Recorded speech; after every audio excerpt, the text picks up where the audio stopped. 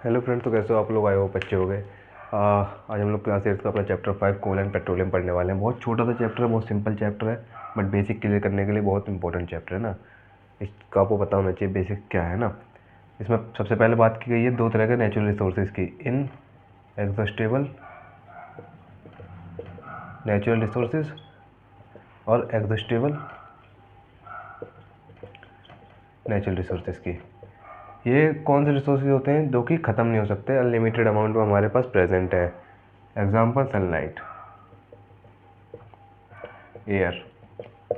Air pollute होती है, उसकी वजह से दिक्कत होती है, अदरवाइज एयर हमारे एटमॉस्फेयर में अनलिमिटेड अमाउंट में प्रेजेंट है। सनलाइट हमारे एटमॉस्फेयर में अनलिमिटेड अमाउंट में प्रेजेंट है। बट जब हम बात करते हैं एग्जिस्टेबल नेचुरल रिसोर्सेज की, तो उसमें क्या होता है, जो हमारे पास लिमिटेड अमाउंट में प्रेजेंट है, लिमिटेड अमाउंट में। इसका एग्जाम्पल है फॉसिल फ्यूल्स, जिसके बारे में हम लोग पढ़ेंगे। फॉसिल फ्यूल्स, पेट्रोलियम और coal is a part of fossil fuel. Okay. और जिसके एग्जाम्पल हो सकता है फॉरेस्ट, वाइल्ड लाइफ। ये सब हमारे में एक लिमिटेड, हमारे पास लिमिटेड अमाउंट में प्रेजेंट है, क्योंकि सनलाइट आप कितनी भी यूज़ करो उसको कोई फ़र्क नहीं पड़ने वाला। बट फॉरेस्ट को आप अगर एक लेवल पे एक कांस्टेंट अमाउंट पर काटते जाओ बिना उसे लगाए, और लगाने के बाद भी आपको 10-15 साल देने होते हैं उसको प्रॉपर एक वाइल्ड लाइफ बनने के लिए, है ना। तो फॉरेस्ट को आप काटते जाओगे तो वो पूरी तरह ख़त्म हो जाएगा। तो इसीलिए ये जो हमारे रिसोर्सेज आते हैं वो आते हैं इन एग्जिस्टेबल एग्जिस्टेबल नेचुरल रिसोर्सेज के अंदर आते हैं, ठीक है। अब बात करते हैं हम इसमें फॉसिल फ्यूल्स के बारे में। इसके अंदर आता है हमारा coal, petroleum and natural gas, basically CNG, compressed natural gas, ठीक है। फॉसिल फ्यूल के अंदर हमारी ये तीन चीज़ें आती हैं, है ना। पहले हम बात करते हैं कोल की। कोल का अगर हम देखें तो एक तो होता है कोयला, ठीक है, बेसिकली कोयला बनता है। तो एक तो हो गया कोल, एक कोक होता है, और एक आपका गैस होती है, कोल गैस। तो जब हम कोल का आपको पता है कोयला मैन्युफैक्चरिंग में काम, और मैन्युफैक्चरिंग में कह रहा हूँ सॉरी, आपका पहले ट्रेन को रन करने में काम आता था, इस टाइम फैक्ट्रीज को रन करने में काम आता है, थर्मल पावर जनरेट करने में काम आता है। कोल के मल्टीपल यूजेज हैं, ठीक है। कोक क्या होता है, it is almost pure form, almost लिख सकता हूँ मैं, pure form of carbon, almost pure form of carbon होती है। ये बेसिकली यूज़ होता है जहाँ पे भी हमारा मैन्युफैक्चर होती है, मैन्युफैक्चरिंग ऑफ स्टील होती है, या फिर एक्सट्रैक्शन ऑफ मेटल होता है, वहाँ पे इसका काम आता है कोल का। कोल गैस इस प्रोसेस में कोक से, जब हम लोग कोल से कोक निकालते हैं उसके बीच में एक गैस प्रोड्यूस होती है, उसको कोल गैस कहते हैं ना। इसको हम लोग जो इंडस्ट्रीज होती हैं वो यूज़ करती हैं मशीनरीज को रन करने के लिए, ठीक है। ये बात हुई कोल की। अब बात करता हूँ पेट्रोलियम की आपसे।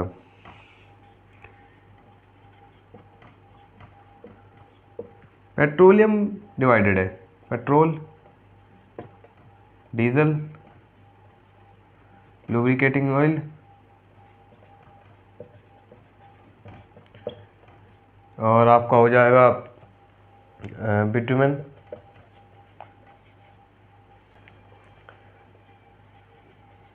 पैराफिन वैक्स और केरोसिन,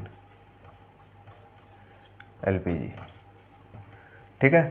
पेट्रोल डीजल तो आपको पता है किस काम आता है, ठीक है। पेट्रोलियम बेसिकली एक डार्क ऑयल में पाया जाता है। जब आप इसे है ना, पाया कहाँ जाएगा आपको, कोल और पेट्रोलियम आपको डिटेल में समझाता हूँ कैसे निकलता है, कैसे पाया जाता है, ठीक है। डार्क ऑयल की फॉर्म में पाया जाता है। इसको फिर जाके हम लोग करते हैं रिफाइनरी, पेट्रोलियम रिफाइनरी के बारे में आपने सुना होगा। पेट्रोलियम रिफाइनरी होती है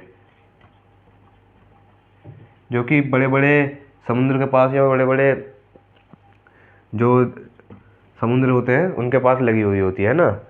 जो बड़ी बड़ी companies like Reliance, Bharat petroleum, Indian oil, वो अपनी अपनी रिफाइनरीज चलाती हैं बड़े बड़े ओशियंस के पास, समुद्र के पास।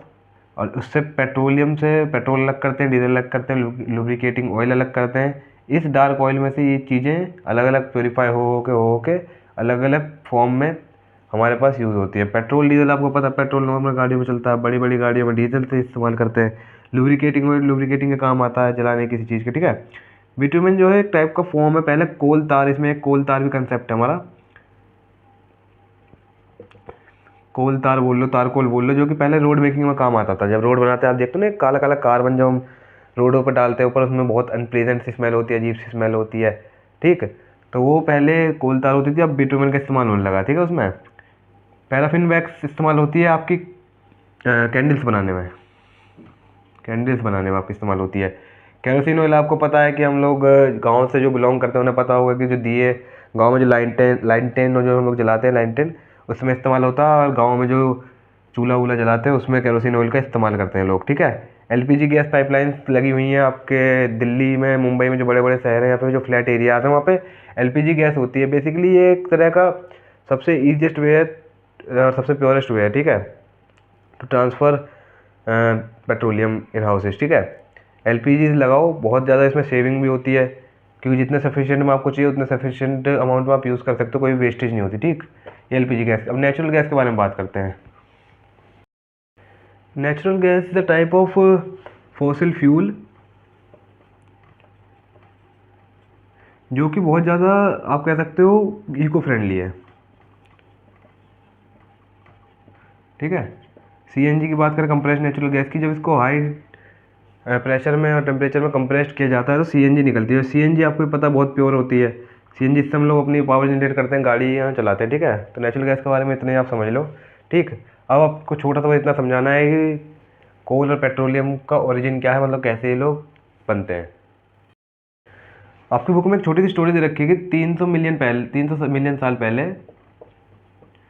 एक बहुत बड़ा फॉरेस्ट लैंड जो है ज़मीन के नीचे आ गया था। बेसिकली जब हम लोग फॉसिल की बात करते हैं, फॉसिल का मतलब होता है कि कोई भी एक पर्टिकुलर चीज़ ज़मीन के अंदर बहुत सालों के लिए, मिलियंस ऑफ ईयर्स के लिए दबी हुई है, ठीक।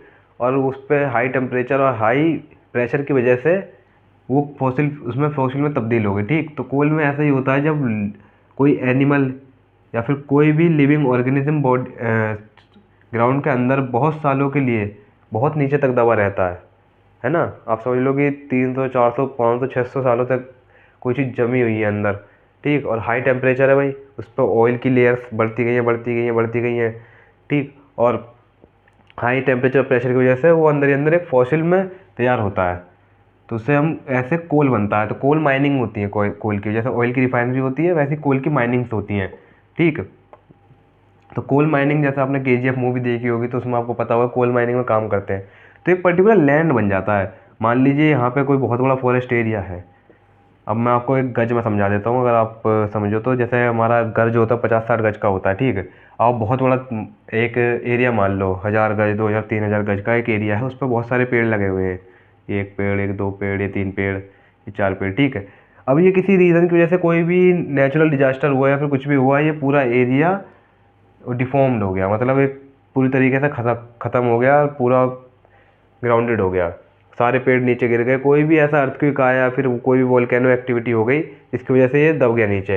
इसके ऊपर क्या होगा, अब धीरे धीरे जो है बहुत सारी सॉइल जमा हो गई, सॉइल उड़ उड़ के आती है। आप कोई भी चीज़ छोड़ दोगे ज़मीन पर तो वो उस पर मिट्टी की लेयर धीरे धीरे जमना शुरू हो जाती है, फिर ऐसी जमी जमी जमी जमी, अभी एक पर्टिकुलर बहुत हार्ड लेयर इस पर मिट्टी की बन गई। अब जो नए लोग होंगे उन्हें ये नहीं पता कि नीचे अभी क्या है, ठीक है।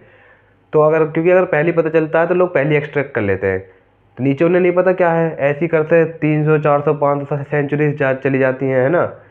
800 900 साल बाद कहीं जाकर पता चलता है कि भाई यहाँ पे नीचे कोल है, ठीक। तो फिर उस एरिया को कोल रिजर्व कह दिया जाता है।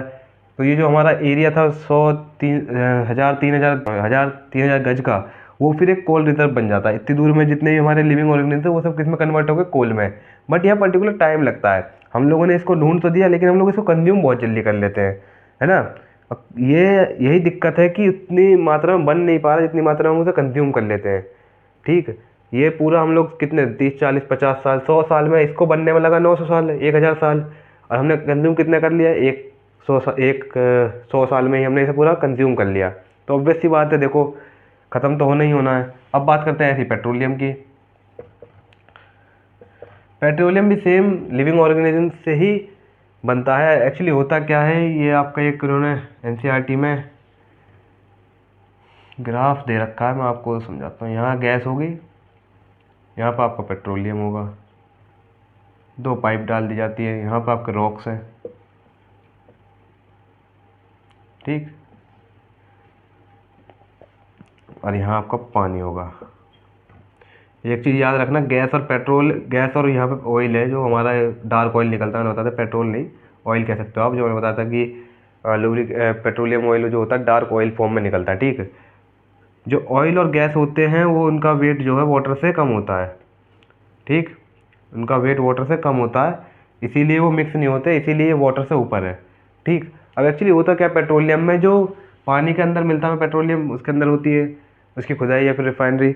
तो जो भी लिविंग ऑर्गेनिज्म से, बड़ी बड़ी लिविंग ऑर्गेनिज्म, शार्क, भाई वो ज़मीन पर तो मरते नहीं है, ज़मीन पर तो डायनासोर्स मरे होंगे, बड़े बड़े राइनोज मरते हैं, बड़े बड़े जानवर मरते हैं, ठीक है।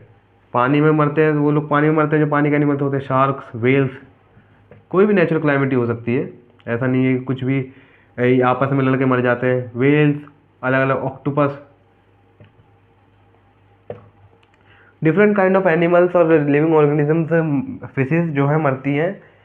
तो वो क्या करते हैं, वो लोग भी सेम यही काम करते हैं, 300-400 साल बाद, 500 साल बाद उनकी बॉडीज भी अंदर जाके एक लिक्विड फॉर्म में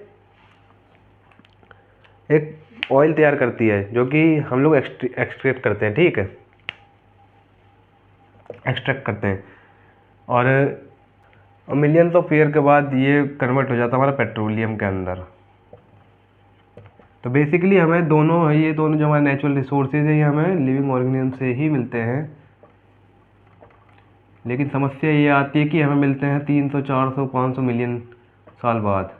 एक बहुत बड़े अमाउंट में लिविंग ऑर्गेनिज्म धीरे धीरे कन्वर्ट होते हैं। मान लीजिए आज कोई व्हेल मरती है, व्हेल मछली बहुत बड़ी होती है, ठीक है, तो अराउंड हमें 300 साल बाद जाके उसका पेट्रोलियम मिलेगा, 300 से 400 साल बाद,